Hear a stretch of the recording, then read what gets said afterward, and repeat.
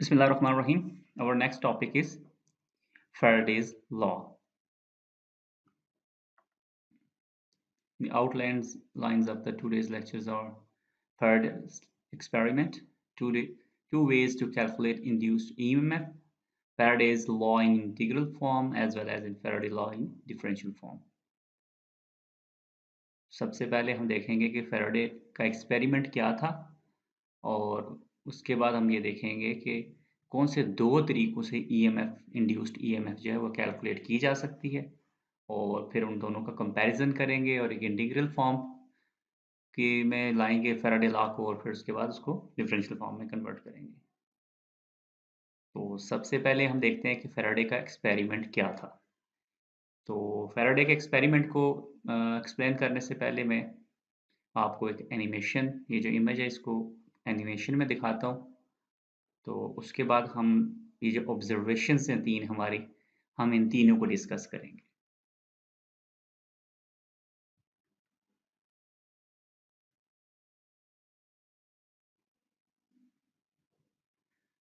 ये आप देखें, एक यहाँ पे सिचुएशन क्रिएट की गई है जिसमें यहाँ पे एक क्लोज लूप है कंडक्टर का। एक कंडक्टर है जो क्लोज लूप में है और ये बात याद रखें कि ये जो कंडक्टर है हम इसको क्लोज लूप बोल रहे हैं, लेकिन यहाँ पे एक बहुत ही टाइनी गैप है जो कि बहुत ही छोटा सा बेसिकली रेजिस्टर है हमारे पास।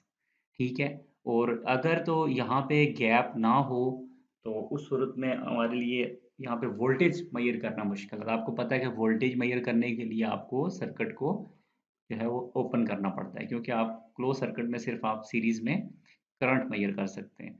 तो लिहाजा हम क्योंकि वोल्टेज मालूम करना चाहते हैं कि इसमें कोई वोल्टेज मीन ईएमएफ इंड्यूस होती है या नहीं होती।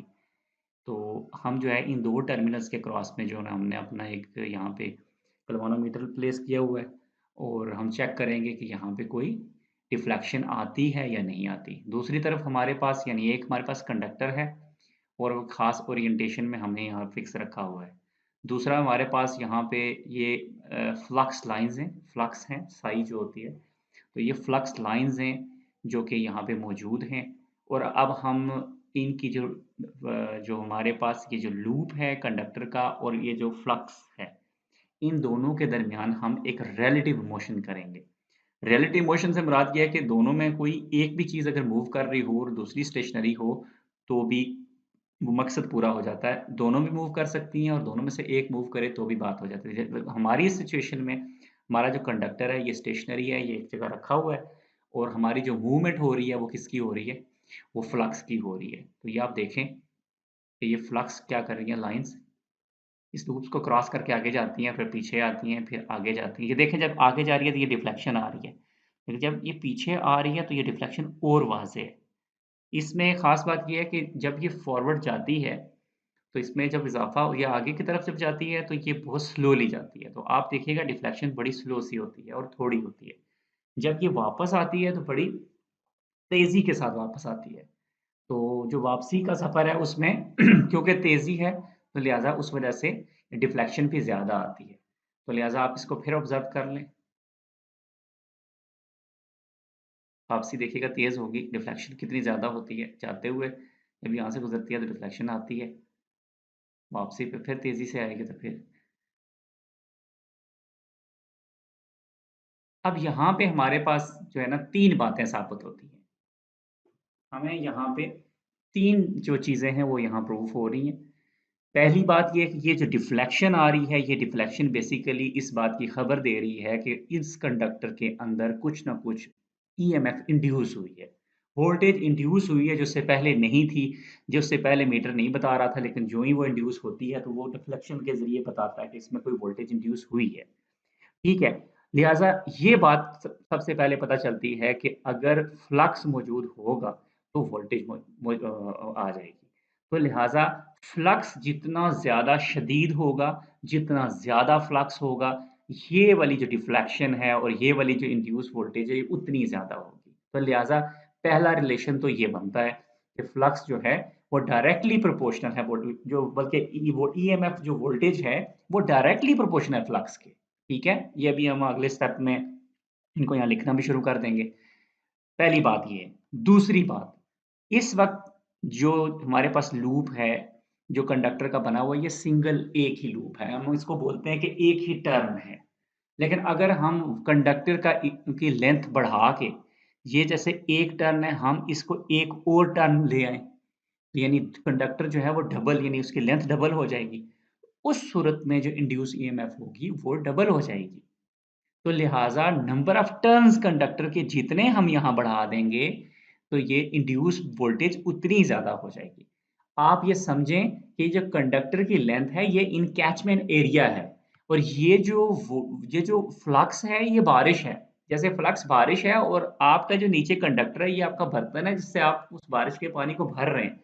तो बर्तन जितना ज़्यादा बढ़ा देंगे, आप उतना ही ज़्यादा इनकैचमेंट एरिया बढ़ जाएगा, लेकिन आप उतना ही ज़्यादा फ्लक्स कैच कर पाएँगे। लिहाज़ा 1 टर्न है तो कंडक्टर की लेंथ 1 टर्न की कितनी होगी? अगर ये 2 टर्न होते इस जगह पे, तो कंडक्टर की लेंथ तो डबल होती है। अगर 3 turns, 4 turns, 5 turns so on जितने ज़्यादा टर्न्स होंगे, उतना ज़्यादा कंडक्टर की लेंथ या इनकैचमेंट एरिया बढ़ जाएगा, वो उतना ज़्यादा फ्लक्स एब्ज़ॉर्ब करेंगे ओवरऑल और ओवरऑल हमारे पास उतनी ही ईएमएफ वोल्टेज ज़्यादा हो जाएगी। तो ईएमएफ वोल्टेज सबसे पहले फ्लक्स पे डिपेंड करती है, फ्लक्स की स्ट्रेंथ पे और दूसरे नंबर पे किस पे डिपेंड कर रही है? नंबर ऑफ टर्न्स पे। यानी ये अब कंडक्टर के एंड की बात आ गई है। तीसरी चीज़ जो आपने अभी ऑब्ज़र्व की है, वो क्या है? Rate of change. आप देखें कि जब ये फॉरवर्ड की तरफ जाता है, स्लो जाता है। जब ये वापस आता है तो फ़ास्ट आता है। इसका मतलब है कि जब ये फॉरवर्ड जाता है, तो rate of change of flux flux का टाइम के साथ जो चेंज होना है वो स्लो है। तो जब जाते हुए ये स्लो जाता है, ठीक है, तो हमारे पास रिज़ल्ट जो है वो इतना शानदार नहीं आता। लेकिन जब ये वापसी पे आता है तो तेज़ तो इसका जो चेंज का आते हुए इसका तेज़ आना है वो क्या बताता है? वो basically d psi by dt बताता है। Time rate of change of flux. तो जाते हुए time rate of change of flux कम है। तो लिहाजा आप देखें हमारे पास वोल्टेज कम इंड्यूस होती है। आते हुए उसका टाइम रेट ऑफ चेंज ज़्यादा है क्योंकि वो तेज़ी से चेंज करता है, तेज़ी से मूव करता है, थोड़े टाइम में ज़्यादा मूव करता है। तो लिहाजा उस सूरत में देखें कि हमारी इंड्यूस ईएमएफ जो है वो ज़्यादा है। तो इसका मतलब ये है कि time rate of change of flux that is also directly proportional to EMF voltage. ठीक है? अब हम इसको लिखते हैं।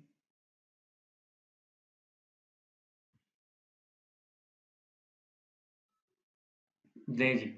अब आप देखें ये जो तीनों बातें मैंने अभी बताई हैं, अब हमारी एनिमेशन स्टिल हो गई है और तीनों जो बातें हैं, तीनों ऑब्ज़र्वेशंस हैं, उनका यहाँ ज़िक्र किया गया है। सबसे पहले द मोर और stronger the magnetic flux, the higher the voltage reading.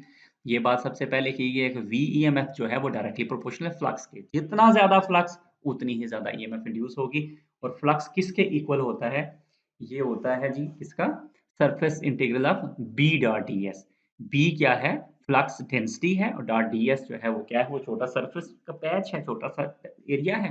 तो एक छोटे से पैच से जब आप बी कैलकुलेट करते हैं, उसका डॉट प्रोडक्ट लेते हैं, तो आप सारे उस सरफेस के सारे पैचेज़ को इकट्ठा कर लें, आपके पास उस सरफेस का सारे का सारा फ्लक्स आ जाएगा। ठीक है? तो ये इक्वेशन जो है ये बिल्कुल मुताबिकत रखती है जैसे गॉसेस लॉ होता है क्योंकि साइज़ इक्वल टू क्यू होता है तो वहाँ क्यू जो है ना डी डॉट डीएस होता है तो यहाँ बी डॉट डीएस है क्योंकि ये मैग्नेटिक फ्लक्स के लिए है। तो ये इक्वेशन जो है वो हो गई।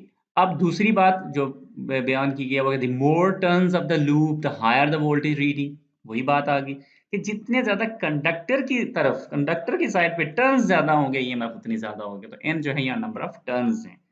तीसरी चीज़ the faster the time rate of change of the magnetic flux जितना तेज़ मैग्नेटिक फ्लक्स का चेंज आएगा the higher the voltage reading. तो देखें वीईएमएफ जो है वो डायरेक्टली प्रोपोर्शनल है time rate of change of that flux d psi by d t. तो ये तीनों बातें हमने देखी हैं।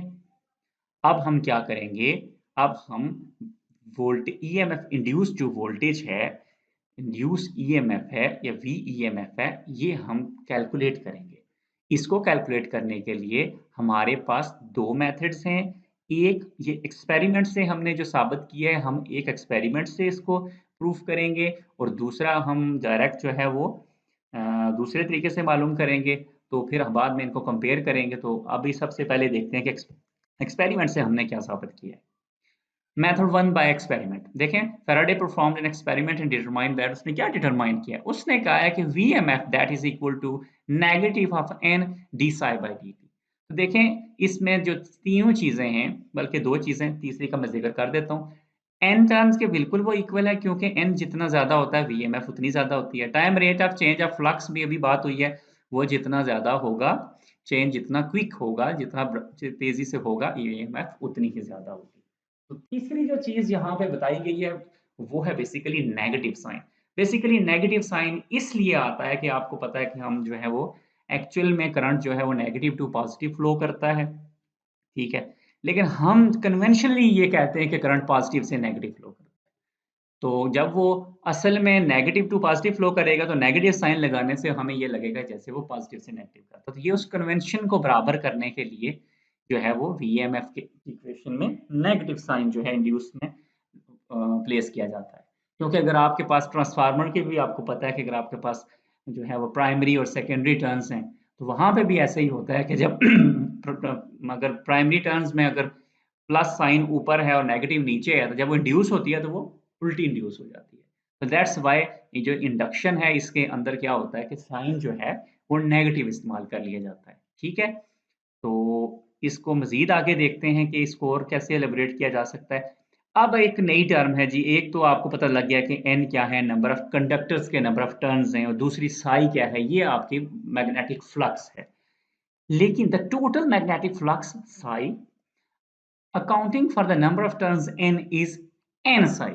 अब ये एन साई क्या है? ये एन साई एक बिल्कुल डिफरेंट टर्म है क्योंकि सिर्फ जो साई है वो मैग्नेटिक फ्लक्स है और एन साई जो है उसको कहते हैं मैग्नेटिक फ्लक्स लिंकेज।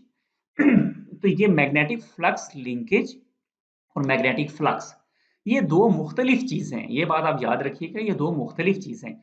देखें फ्लक्स कितना ज़्यादा मौजूद है ये एक अलग बात है, हमने कितना उसमें से हासिल किया है ये दूसरी बात है।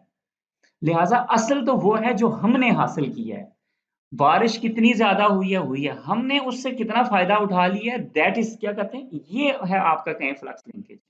पानी हमारे पास बहुत सारा है लेकिन हम उसको इस्तेमाल में कितना ला सकें, वो हमारे लिए वही मानी रखता है। लिहाजा फ्लक्स लिंकेज से मुराद ये है कि फ्लक्स तो बहुत सारा था, हम लिंक कितना कर पाए। तो इसीलिए मैं आपको कह रहा था कि जब आप इन टर्न्स बढ़ा देते हैं तो बेसिकली आप ज़्यादा कैच कर पाते हैं। तो लिहाजा आपने इनकैचमेंट एरिया कितना बढ़ाया है। तो लिहाजा इन दोनों का जो प्रोडक्ट है इसको फ्लक्स हमारे लिए असल जो चीज़ मानी रखती है वो फ्लक्स लिंकेज माने रखता है। अगर आप बहुत वहाँ फ्लक्स था हम वहां से ले ही नहीं सके तो कोई फायदा नहीं हुआ।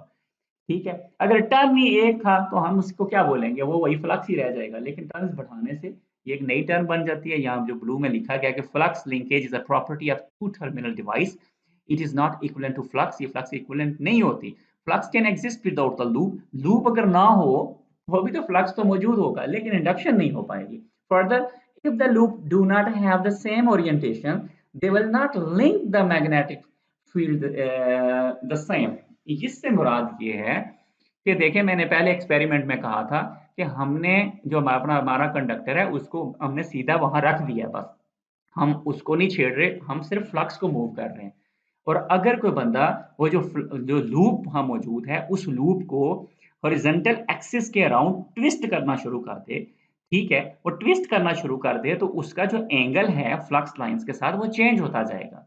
उस सूरत में जो लिंकेज है उसमें तब्दीली आना शुरू हो जाएगी। अगर एक ओरिएंटेशन पे अगर आपका लूप पड़ा हुआ है तो उस पे जो आपका इफेक्ट है या उस पे जो इंडक्शन हो रही है दूसरी ओरिएंटेशन पे इंडक्शन बदल जाएगी। इसलिए ये चीज भी मैटर करती है। जैसा वो ये कहता है कि मुमकिन है कि आपका लूप ही ना मौजूद हो, फ्लक्स बेशक हो तो क्या फायदा, या लूप भी हो फ्लक्स भी हो लेकिन लूप के का एंगल ही गलत रखा हुआ हो, आपने उसकी ओरिएंटेशन ही उल्टी की हुई हो, तो लूप भी है फ्लक्स भी है लेकिन हमें तो कुछ नहीं हासिल होगा। हमारे लिए जो असल चीज मीनिंगफुल है वो क्या है कि कितना हम उससे ले पा रहे हैं। जो ले पा रहे हैं वो दो चीजों का प्रोडक्ट है, एक तरफ टर्न्स, दूसरा फ्लक्स। तो मैग्नेटिक फ्लक्स जितना ज्यादा होगा हमारा चांस बढ़ जाएगा और टर्न जितने ज्यादा होंगे चांस बढ़ जाएंगे। तो लिहाजा इन दोनों के प्रोडक्ट को हम मैग्नेटिक फ्लक्स लिंकेज कहते हैं और हमारा असल target basically magnetic flux linkage ही है।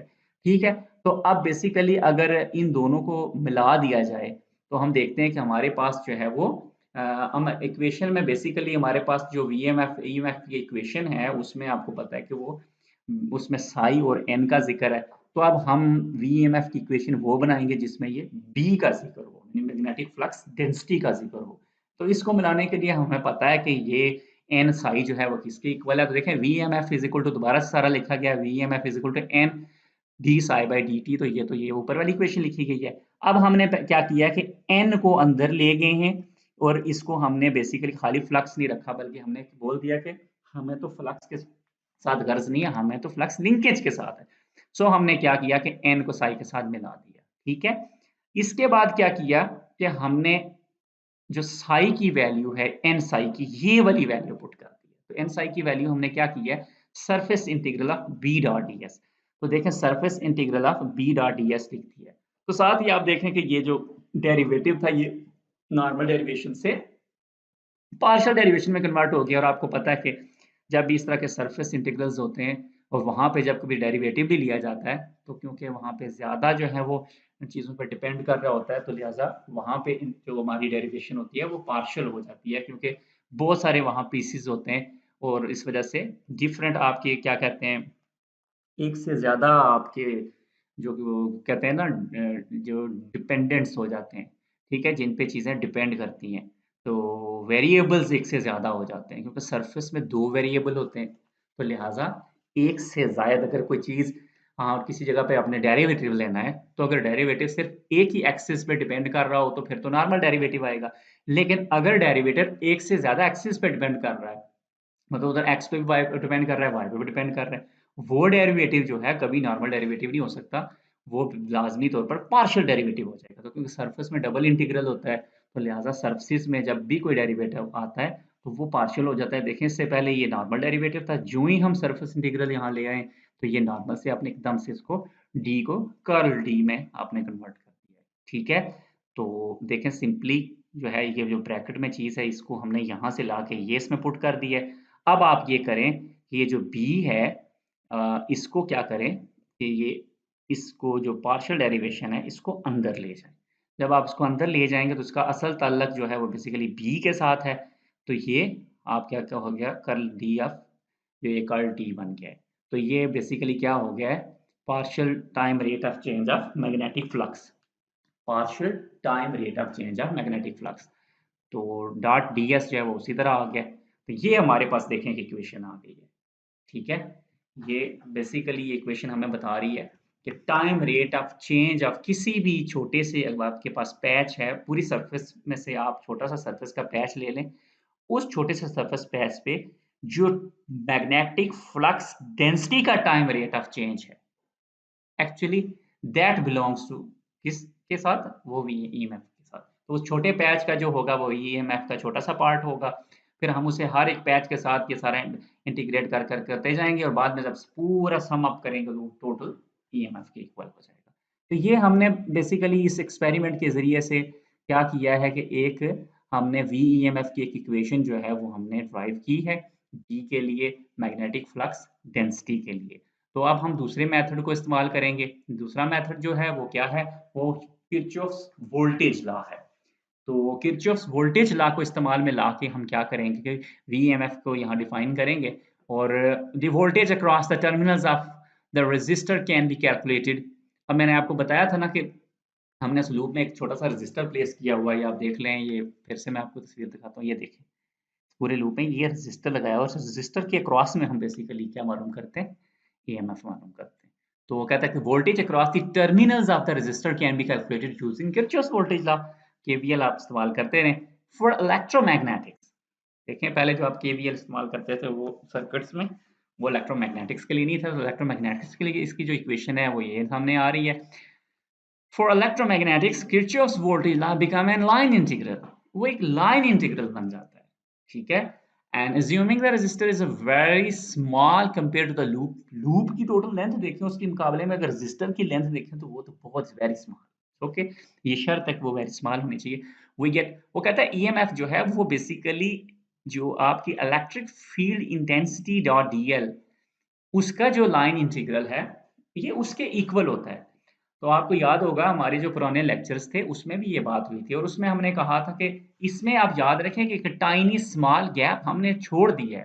लेकिन उसमें हमने कहा था कि नहीं, कोई गैप नहीं है, जिस पॉइंट से शुरू हुए हैं अगर उसी पॉइंट पे यानी किसी जगह इलेक्ट्रिक फील्ड इंटेंसिटी मौजूद है, हमने कहा था अगर किसी जगह इलेक्ट्रिक फील्ड इंटेंसिटी मौजूद है और अगर उसमें से किसी एक पॉइंट चार्ज को एक पॉइंट से आप घुमाते घुमाते घुमाते वापस उस पॉइंट पे ले आए, तो उस सूरत में जो है वो जो वर्क है वो हमने कहा था जीरो है। तो यहाँ जो टाइनी गैप रखा गया है उसकी वजह से वो ईएमएफ की शक्ल अख्तियार कर लेता है। तो ये जो चीज़ है, जो लाइन इंटीग्रल है, ये आप जो है वो लाजमी तौर पर मेरा जो है ना लेक्चर देखिएगा स्टोक्स थ्योरम का। स्टोक्स थ्योरम में मैं लाइन इंटीग्रल को और सरफेस इंटीग्रल का जो रिलेशन उसने बताया है उसको मैं वहाँ पे मैंने उस पे बात की है, तो आपको लाइन इंटीग्रल की वहाँ बेहतर समझ आ जाएगी। ठीक है, शॉर्ट बात अगर मैं करूँ तो अगर आपके पास पूरा लूप है और लाइन इंटीग्रल से मुराद ये होता है कि उसमें आप बेसिकली ई के आपको पता है दो कंपोनेंट होते हैं, एक जो है नॉर्मल टू द सरफेस और एक अलोंग टू द सरफेस या टेंजेंशियल टू द सरफेस है। तो अगर आप टेंजेंट वाले कंपोनेंट को लें और नॉर्मल वाले को भूल जाएं, तो टेंजेंट वाला जो है वो आपको किस तरफ ले जाएगा, सारे छोटे छोटे छोटे छोटे जमा करेंगे तो आप पूरा वो चक्कर काट लेंगे। तो लाइन इंटीग्रल में छोटी सी लेंथ के क्रॉस में आप ई का छोटा सा वो लाइन के अलोंग जो वेक्टर होता है आप उसको देखते हैं और उन दोनों का डॉट प्रोडक्ट ले लेते हैं, फिर उसके बाद फिर अगले हिस्से का ले लेते हैं, करते करते करते आप उस पूरी लाइन के पूरा क्लोज चक्कर काट जाते हैं। तो लिहाजा एक छोटे से जो आपको ईएमएफ मिलेगी आप वो जमा करेंगे और करते करते जब सारी इकट्ठी हो जाएंगी तो टोटल ईएमएफ आपके सामने आ जाएगी। तो अकॉर्डिंग टू यानी Kirchhoff's law for electromagnetics, E dot d l is equal to v. E dot d l जो है वो बेसिकली क्या है, ये वी है, ये वोल्टेज के इक्वल है। तो देखें जी, वी ई एम एफ जो है हमारे पास वोल्टेज की, हमारे पास एक इक्वेशन जो है वो इसने दे दी है और एक इक्वेशन हमारे पास इससे पहले आ गई थी। तो अगर हम इन दोनों को इकट्ठे कर दे तो वो बन जाएगा क्या, Faraday's law in integral form. तो देखें वो कैसे है, आप देख सकते हैं v m f is equal to method one में हमने ये इक्वल किया है और मेथड टू में, मेथड वन कौन सा था, वो जो हम एक्सपेरिमेंट के नतीजे से हमने निकाला था, और मेथड टू जो है डायरेक्ट हम किरचॉफ वोल्टेज लॉ से हमने ये इक्वेशन लिख दी है। तो अब हम ये चीज़ कह चुके हैं कि ये दोनों बेसिकली क्या है, वीईएमएफ है, लिहाजा ईएमएफ आप रिमूव कर दें तो ये बाकी जो इक्वेशन बचेगी ये क्या है, आपकी इंटीग्रल फॉर्म है। अब फिर वही इंटरेस्टिंग मरहला आ गया है और वो क्या है कि एक तरफ आप देखें कि लाइन इंटीग्रल है, दूसरी तरफ सरफेस इंटीग्रल है और आपको तो दोनों तरफ एक जैसे इंटीग्रल करने पड़ेंगे, क्योंकि आप जब एक जैसे इंटीग्रल दोनों तरफ कर देंगे तो फिर इसका मतलब है कि अंदर के जो आर्गुमेंट्स हैं वो इक्वल हो जाएंगे। तो ज़्यादा आप सिर्फ आर्गुमेंट्स इक्वल करके लिख देंगे तो वो आपकी डिफरेंशियल फॉर्म बन जाएगी। तो लिहाजा डिफरेंशियल फॉर्म में जाने के लिए ये ज़रूरी है कि जो इंटीग्रल्स हैं वो दोनों एक जैसे हों, या दोनों लाइन इंटीग्रल हों या दोनों सरफेस इंटीग्रल हों। तो मैंने आपको बताया था कि ये बेसिकली क्या है, ये दो लॉज हैं और उन दो लॉज को इस्तेमाल करके ये वाला मामला वो जितनी भी मैक्सवेल इक्वेशंस हैं उनके लिए करता है। एक लॉ है वो जो है वो इन दोनों पे आप मेरा लेक्चर देख लीजिएगा, डाइवर्जेंस थ्योरम, और दूसरा है स्टोक्स लॉ। डाइवर्जेंस थ्योरम याद रखें, वो लिंक बताता है सरफेस का वॉल्यूम के साथ, सरफेस का वॉल्यूम के साथ। तो अगर आपने सरफेस को, एक वॉल्यूम का है और एक आपके पास सरफेस का है, तो आपने सरफेस को वॉल्यूम में बदलना हो तो उसके लिए आप हमेशा डाइवर्जेंस थ्योरम इस्तेमाल करें। आपने देखा होगा लेक्चर्स में कि वो इस्तेमाल होता आया है। और अगर आप किसी जगह लाइन को सरफेस में बदलना चाहते हैं तो स्टोक्स थ्योरम आपको चाहिए होगा। आप देखें हमारे पास लेफ्ट साइड पे लाइन इंटीग्रल है और राइट पे सरफेस है। इसका मतलब है कि लेफ्ट साइड पे जो लाइन इंटीग्रल है, ये कोई ऐसा लॉ मिले जो इस लाइन इंटीग्रल को सरफेस में बदल दे, तो इधर भी सरफेस हो जाएगी, इधर भी सरफेस हो जाएगी। लिहाजा राइट साइड वाले को हम नहीं छेड़ेंगे, हमने लेफ्ट साइड वाले को, लाइन को सरफेस में बदलना है। लाइन को सरफेस में बदलने के लिए यकीनी तौर पर आपको क्या चाहिए, आपको स्टोक्स थ्योरम चाहिए। ये ले जी, ये जी आपका स्टोक्स थ्योरम। देखें स्टोक्स थ्योरम में हम किसी भी वेक्टर ए के लिए लाइन इंटीग्रल जो है वो सरफेस इंटीग्रल के इक्वल कर देते हैं, और उसमें क्या है कि अगर लाइन इंटीग्रल में जो ए वेक्टर फील्ड है वो डॉट प्रोडक्ट ले रही है लेंथ के साथ, तो हम उसी का क्या कर देते हैं, बेसिकली कर्ल ले लेते हैं। कर्ल क्या होता है, डेल क्रॉस ए, तो डॉट डी एस कर देते हैं। इसका मतलब ये है कि अगर हमारे पास ये इक्वेशन है जो हमने अभी ऊपर लिखी है, तो हमारे पास इस लाइन इंटीग्रल को ई डॉट डी एल को हम इसको del cross e l e कर सकते हैं। तो लिहाजा अब आप देखें हमारा मसला हल हो गया है और अब ये दोनों सरफेस इंटीग्रल्स जो है ना, दोनों तरफ सरफेस इंटीग्रल्स आ गए हैं। अब हम इस जो अंदर का आर्गुमेंट है, हम ये कह सकते हैं कि अगर सरफेस इंटीग्रल्स दोनों के सेम हैं, दोनों सरफेस है डॉट डी एस है, अब हमारे लिए आसानी है कि हम इस आर्गुमेंट को बाहर ले आए।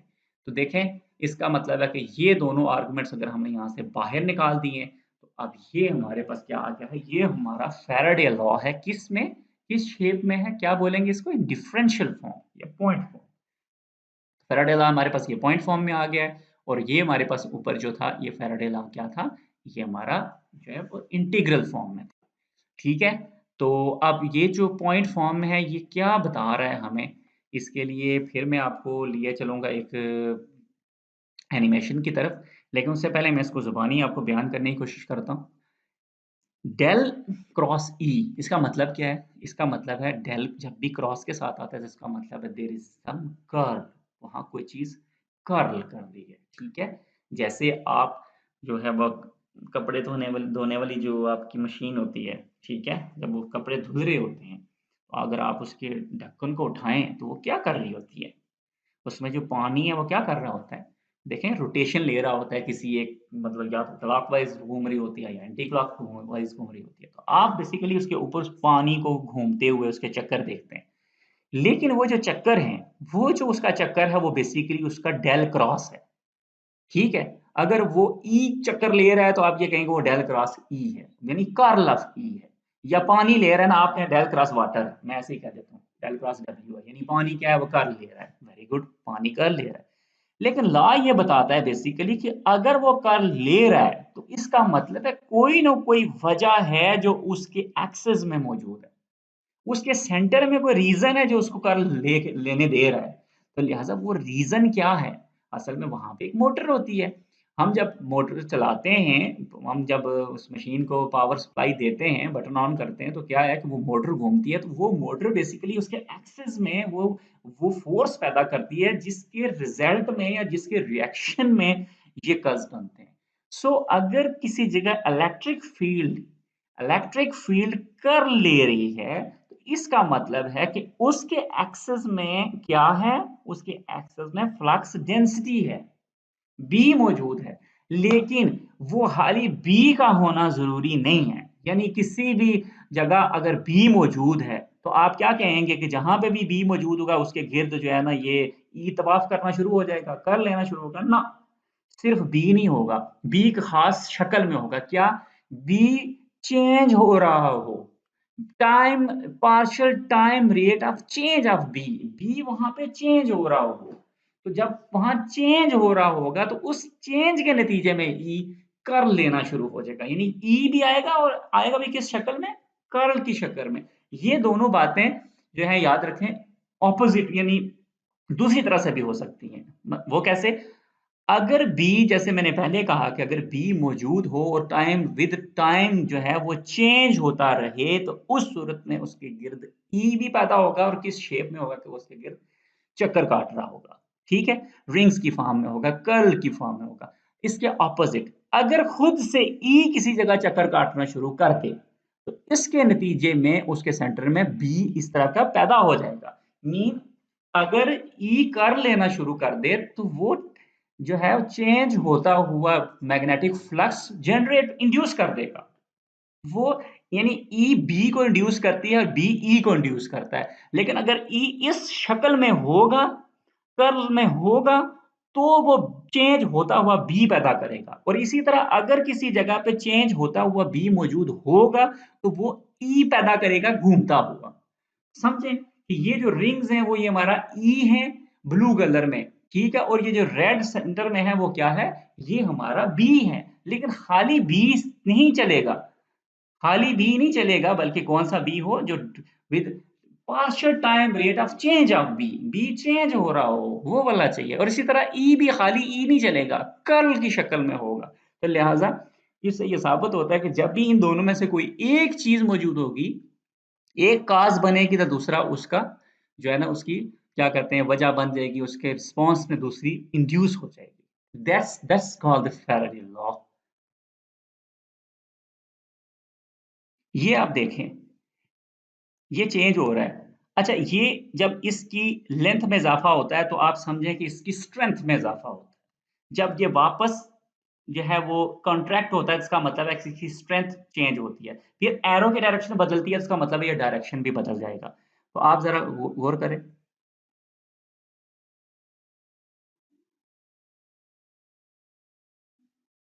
सॉरी ये डायरेक्शन नहीं बदलता, लेकिन ये अपनी स्ट्रेंथ टाइम के साथ चेंज करता है। जब इसकी स्ट्रेंथ में इज़ाफ़ा होता है तो आप देखें स्लोली होता है, लेकिन जब इसकी क क कमी होती है तो बड़ी फ़ास्ट होती है। अब देखिएगा ये इज़ाफ़ा हो रहा है, तो बड़ा स्लोली हो रहा है, ठीक है? अब देखिएगा कमी बड़ी तेज़ी से हुई है। इसी तरह आप गौर कीजिए जब इज़ाफ़ा होता है तो ये जो ई लाइन्स हैं ये इसके वेक्टर इतने ज़्यादा बड़े नहीं हो रहे, देखें छोटे-छोटे ही रहते हैं। वापसी पे देखिएगा कितनी जल्दी वेक्टर बड़े हो जाएँगे, ये देखें वेक्टर कितने बड़े हुए। ये वही फ़ैराडे लॉ जो शुरू में हमने बताया था कि जाते हुए क्योंकि वो क्या करता है कि स्लो मूव करता है, तो लिहाज़ा ई भी जो ईएमएफ इंड्यूस होती है, ई जो इंड्यूस होता है वो इतना स्ट्रॉन्गर नहीं होता। लेकिन वापसी पे बेसिकली क्या है, ये टाइम रेट ऑफ चेंज बढ़ जाता है। यानी इससे ये साबित होता है कि बी से खाली फ़र्क नहीं पड़ता। ये अगर बी से फ़र्क पड़ना होता, ये जानबूझ के एक्सपेरिमेंट को ऐसे किया गया है, वरना हम ये फ़र्क ना कर पाते। मतलब कि वही स्ट्रेंथ थी, बी की वही स्ट्रेंथ थी, ठीक है? जो जाते हुए एक पॉइंट पे थी, ठीक है? फ़र्ज़ करें इस पॉइंट पे। इस पॉइंट पे बी की स्ट्रेंथ काफ़ी सारी है, लेकिन ई की स्ट्रेंथ इतनी नहीं आई, क्यों? कि सिर्फ़ बी मैटर नहीं कर रहा था, time rate of change matter कर रहा था। इसमें जो चेंज आ रहा है, वो चेंज में मैटर करता था। चेंज स्लो था, यानी चेंज स्लो का मतलब क्या होता है? ये टाइम रेट ऑफ चेंज के साथ इसकी वैल्यू स्लोली बढ़ रही है, तो लिहाज़ा देखें हमारे पास ई इतनी स्ट्रॉन्गर नहीं आई। वापसी पे जब वो गुज़रता है कि इतनी लेंथ उसकी होती है, आप उस वक़्त वेक्टर देखिएगा, अगर मैं उसको रोक सका तो। ये देख लें।